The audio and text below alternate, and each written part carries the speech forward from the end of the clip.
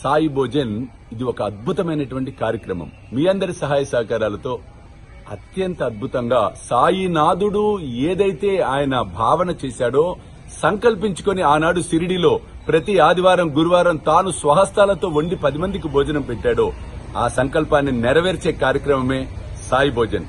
ఏ occasion అయినా అవ్వచ్చు, ఏ occasion, ఏ శుభకార్యం, ఏ కార్యమైనా దాని సందర్భంగా మీరు కూడా ఈ సాయి భోజనంలో పాలు పంచుకోండి. సాయి కృపకు పాత్రలు కండి. జై సాయినాథ్.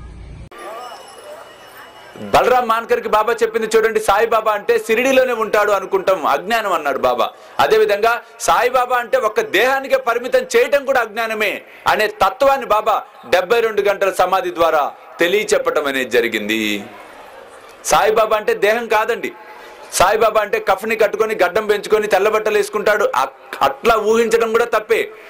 సాయిబాబా అంటే ఏ రూపంలో అయినా ఉంటాడు. సాయిబాబా అంటే అనంత సృష్టి మొత్తం వ్యాప్తి చెంది ఉన్నవాడు. అసలు సాయి ఆయన. అది తెలియచెప్పడం కోసం ఒక ఆకారం, ఒక సాకార రూపంలో రావటం అనేది జరిగింది.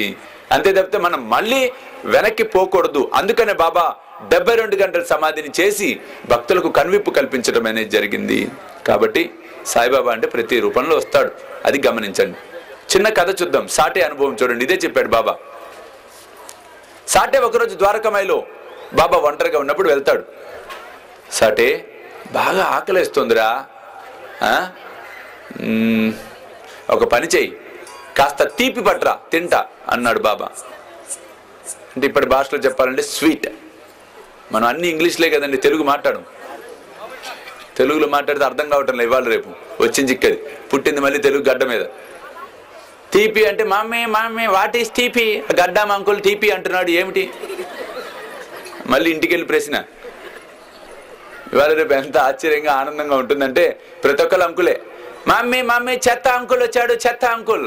చెత్త అంకుల్ ఎవరంటే చెత్త తీసుకెళ్ళి కలెక్ట్ చేసుకున్నాడు వచ్చాడు. మమ్మీ మమ్మీ అడుక్కు తినే అంకుల్ వచ్చాడు, మమ్మీ అడుక్కు తినే అంకుల్ వచ్చాడట. ఇంకా ముదిరిపోతే మమ్మీ కుక్క అంకుల్ వచ్చింది, నక్క అంకుల్ ఈ మరీ పైచం పెరిగిపోతుంది ఇవాళ రేపు. ఎంత విచిత్రమో చూడండి. సంస్కృతిని పక్కన పెట్టేస్తున్నాం, పెడదామని పెడుతున్నాం సంస్కృతిని. పరభాష వ్యామోహం, పరదేశ సంస్కృతి మీద వ్యామోహం, పుట్టినరోజు అని చెప్పడం, కేకుల మీద దీపాలు పెట్టి ఉఫ్ఫను ఊదటం. దీపాలు ఎప్పుడు ఊదుతారో తెలిస్తే కేకుల మీద దీపాలు పెట్టి ఆర్పరండి, దీపాలను వెలిగిస్తారు. అది తెలియదు మనకి. అమెరికాలో ఇట్టా చేస్తారు, ఇండియాలో కూడా ఇలాగే చేయాలి. అమెరికాలో వాళ్ళకి తెలియదు కాబట్టి అలా చేస్తారు, ఇండియాలో తెలుసుకొని ఇలా చేస్తే ఎంత ఘోరం చెప్పండి. దయచేసి అందుకని సాయి భక్తులారా, మీ అందరికీ ఒక విజ్ఞప్తి సాయిబాబా తరఫునే. బర్త్డే పార్టీల రోజు కేకుల మీద కొవ్వొత్తులు పెట్టి ఆర్పకండి దయచేసి. మీ పిల్లల ఆయుష్ కూడా ఆ విధంగా తగ్గుతుంది.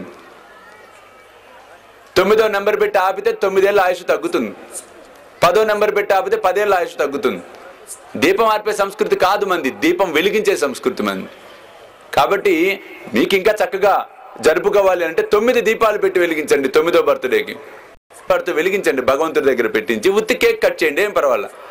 అంతే తప్పితే కేకు మీద కొవ్వొత్తులు పెట్టి ఆర్పే సంస్కృతిని దయచేసి వదిలిపెట్టండి. సరే, తెలియని సమయంలో నేను కూడా నా పిల్లవాడి పిల్ల బర్త్డేకి చేశాం, తెలుసుకున్న తర్వాత వాటిని వదిలేసాం. కాబట్టి తెలియకపోవటం అనేది తప్పేం కాదు, కానీ తెలుసుకోకుండా తెలిసిన దాన్ని ఆచరించకుండా ఉండటమే తప్పు అంటాడు సాయిబాబా.